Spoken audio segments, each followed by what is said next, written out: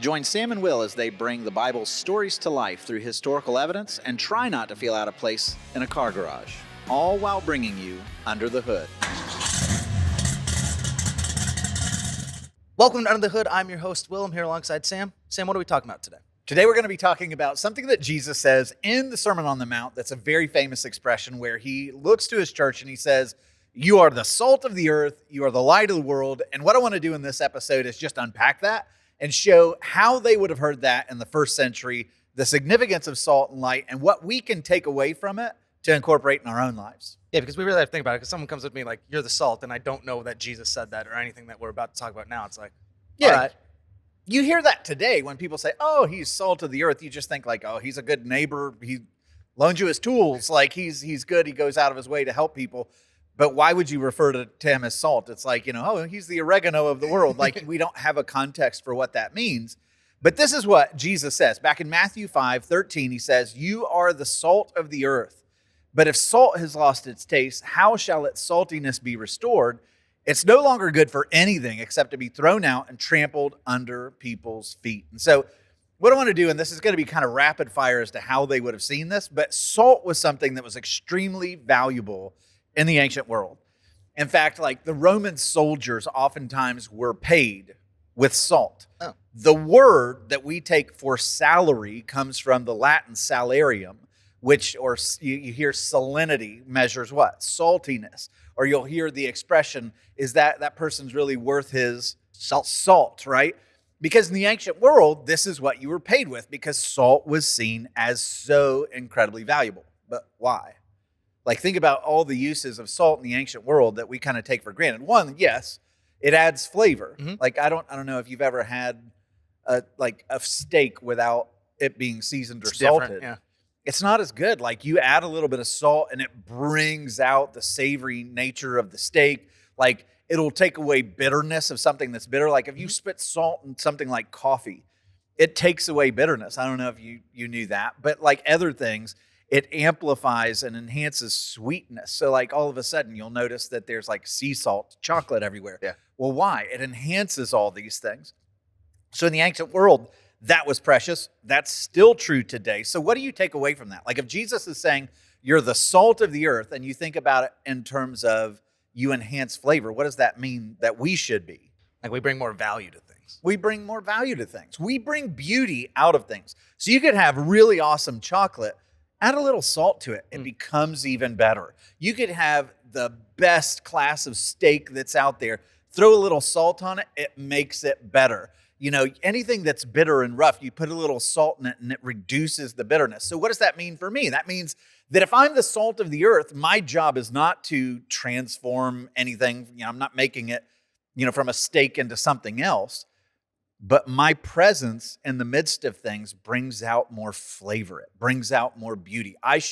My life should serve to bring the best out of people, right? And the best qualities out of people. And I think that illustration is like, you understand when you're missing salt. Like when you eat just like a chicken breast, you're like, this doesn't have anything. I need salt on this. So is our presence and God's presence via us noticeable? That's right. And nobody, by the way, is ever going to eat a chocolate bar that's like a sea salt chocolate bar and go, "Oh, this salt was amazing," right? Like they brag about the chocolate. Yeah. They don't brag about the salt on the steak. They're like, "That steak was amazing." So it's kind of like this invisible doesn't get any credit, but it enhances everything that it comes in to contact with. So yes, adds flavor. We should be the salt of the earth.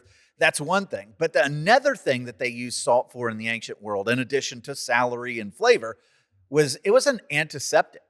So like even today, if you get a sore throat, what does everybody tell you to do? Gargle salt water. Gargle with salt water. Why? Because salt has antiseptic properties that helps to get rid of infection. So when Jesus comes and says, "Hey, you're the salt of the earth," what does that mean for us? You go to the areas of culture that are infected, that are falling into decay, that are doing things that they shouldn't be doing, and the salt should make them healthy. It should keep decay and rot from spreading around. So we're like cultural preservatives. That's the idea there. You're the salt of the earth. You're antiseptic. You bring about health. You bring about healing. And I think one of the other ones that's probably most obvious in the ancient world is they didn't have electricity or refrigeration. Yeah. So you went out and you slaughtered one of the animals in your flock. You had tons of this meat, right? Well, what's going to happen to it in the deserts of Judea? It's gonna rot. It's going to rot. So what do you have to do? They would pack the meat with salt because salt is a preservative. So it not only stops infection from spreading, but it keeps it from starting. It's a preservative. And so now you start thinking about all of these things. It reduces bitterness. It enhances flavor. It is an antiseptic. It will bring healing to that which is not doing well. It's a preservative. It's also thirst-inducing, Yeah. right? Like if I give somebody a salt tab or a horse, you can't lead a horse to water.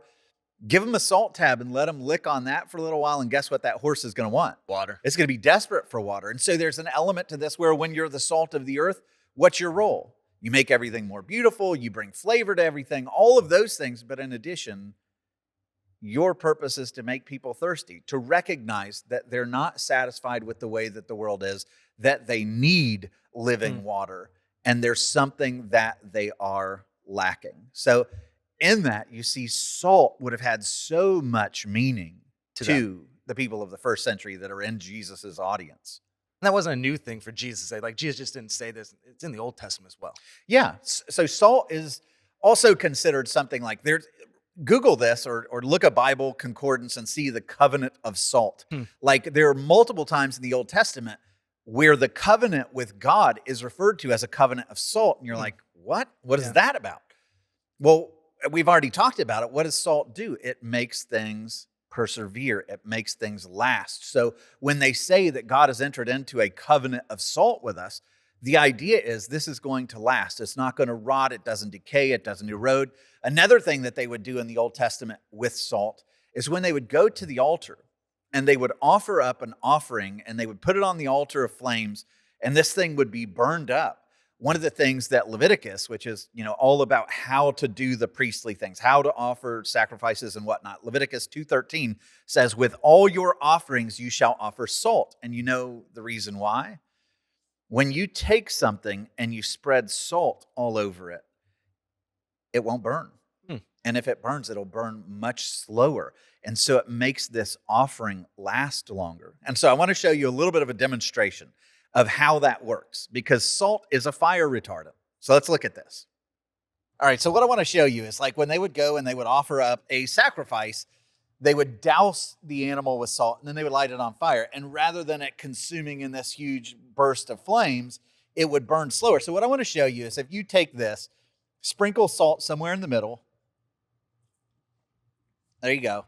And what we're going to do, the shape of it is giving some airflow. What you'll notice, the sides will burn because there's no salt touching it. But watch what happens when the flame meets the line of salt. See? Going, going, going. It hits the salt and it's going to be a barricade in the middle. But everything else around where salt is not touching is going to burn up so quick. It's circling the salt now. Yeah, you can see that, right? Like everything else where there is no salt is gone. Wow. Okay, so that was pretty cool and it worked. Yeah, and none of the sprinklers went off in the garage. So win. So continuing, there's a couple of more things about salt that are really fascinating. One is they would actually, with a newborn baby, they would actually take the baby and they would rub the baby down in salt and warm water, and it was seen as a disinfectant for the same reason. But it was also something that was seen as like a sacred practice. So in Ezekiel 16, it talks about how newborn babies were rubbed down with salt after birth. This is something that continued even into Jesus's day. Like one of the guys that followed after Hippocrates, who you know from the Hippocratic Oath, big medical guy, one of the first guys to write a book about gynecology, right, which deals with childbirth and everything else, writes this. The newborn being delicate, it may be necessary to beat up the salt with honey or olive oil or with the juice of barley or fenugreek or mallow. And after having cleansed the body, one must bathe it in lukewarm water and wash away all the covering of emulsion. And so they would actually cover babies with honey and salt and then wash them away real quick to clean the skin, but also to give it a little bit of a covering. And the last one I'll point out that the Bible talks about, because there's so much mention of salt, is in Colossians 4, verse 6, where it says, let your speech always be gracious, seasoned with salt, so that you may know how you ought to answer each person. Why? How do you make sense of that? I mean, our speech should bring value. Mhm. Our speech should be healing in some ways. Healing, preventing rot. It should add flavor, like you said. It's part of covenant. Like all of these things in the first century mind, when you mentioned salt, it immediately went there. It'd be a This is a list. valuable thing, right? Be careful with your speech. But then on the flip side of that, one of the things that Jesus says that's really fascinating is he says, but if the salt has lost its saltiness, then what? Throw it out. It's good for nothing but to be thrown out and trampled under the feet of men. Because another thing that salt was used for in the ancient world is when you conquered an enemy. When the Romans conquered Carthage, for instance, or in the book of Judges, chapter 9, verse 45, when Abimelech conquers the city of Shechem, what do?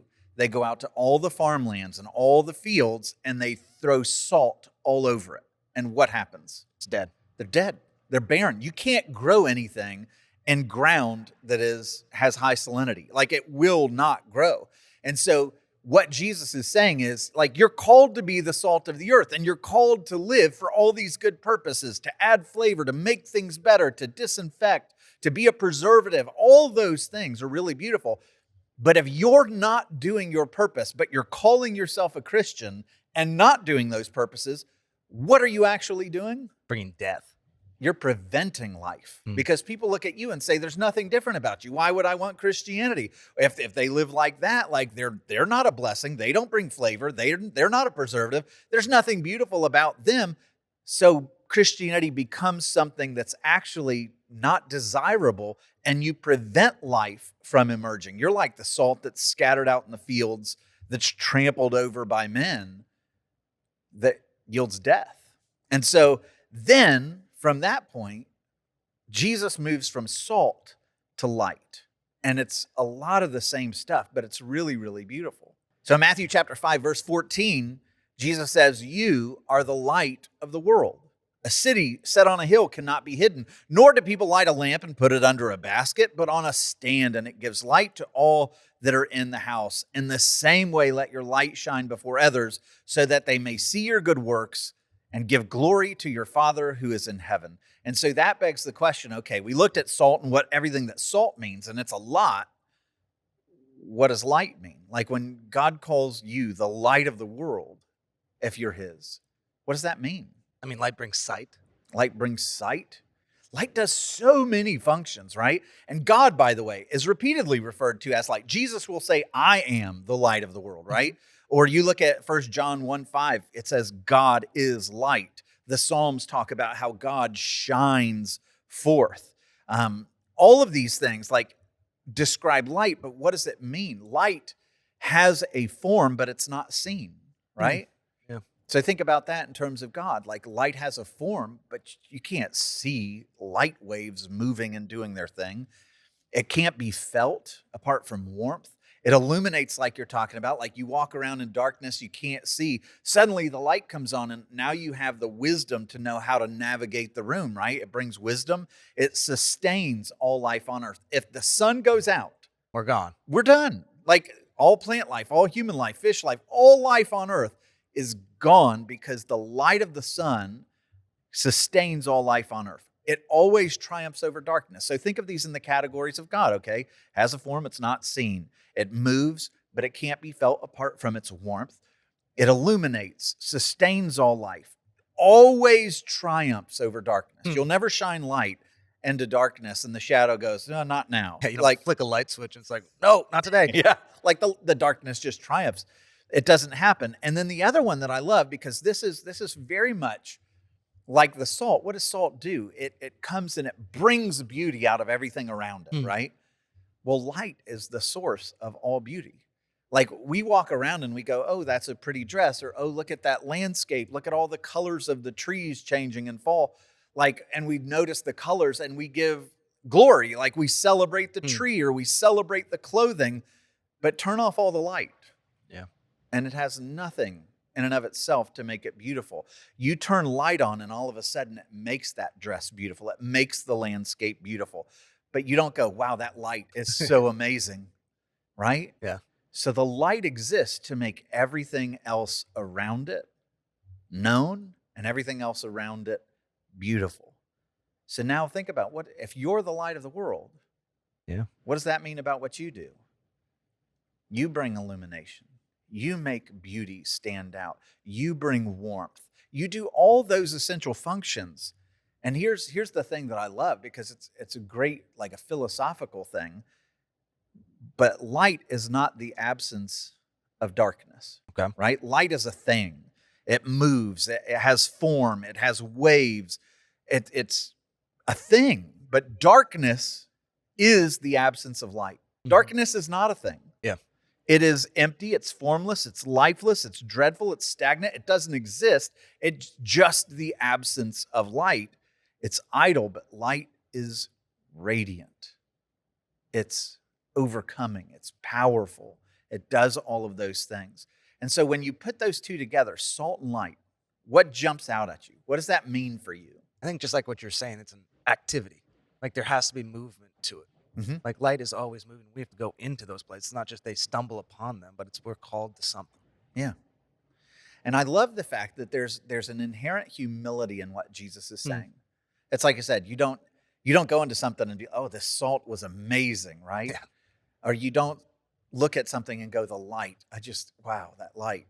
Like it's almost invisible in the way that it brings beauty out of everything around it. And I think that's what Jesus is calling us to, because it's coming right after the Beatitudes in the Sermon on the Mount, where Jesus is calling you to recognize that you're poor in spirit. It's then that you're blessed. Where Jesus is calling you to mourn your sin, because it's then that you're comforted. He's calling you to be meek. He's calling you, in a sense, to recognize your lowliness, because that's when you're most blessed.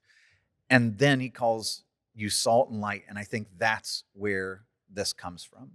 And that may seem like a tall order, like God is just coming to us and saying, hey, do this stuff. Yeah. But the most amazing thing about what Jesus is calling us to, through the Beatitudes, through calling us salt and light, is it's not like, God on high saying, hey, do this as my subjects, though he would be perfectly entitled to do that. Like Jesus enters into all of the Beatitudes. He enters into the command to be salt and light, to be kind of like invisible for the sake of everyone else becoming beautiful. I mean, what was the cross? It was Jesus, who is not poor in spirit, right? He is the perfect one who becomes poor, who takes on the sins of the world to pay for them so that you can have the kingdom of heaven. It's him taking on all the mourning of how broken the world is so that you can be comforted. It's him becoming meek, even though he's God, so that you can be exalted. There's so much of this. And in the same way, he goes throughout the world as salt, bringing healing. Why? Because he loves you. He preserves because he loves you. He makes things flavorful and beautiful because he loves you. He pours himself out so that you can be lifted up. That's the nature of our Savior. That's what he's calling us into. It's a life that makes everything around us better. Be salt and light. It's beautiful. It is. And so I think we're going to leave it there. I want to thank you so much for watching. Join us next time as we go under the hood of another biblical topic. Don't forget to like and subscribe. We'd love you checked out some other content we have. You can find that at sunlitstudios.com.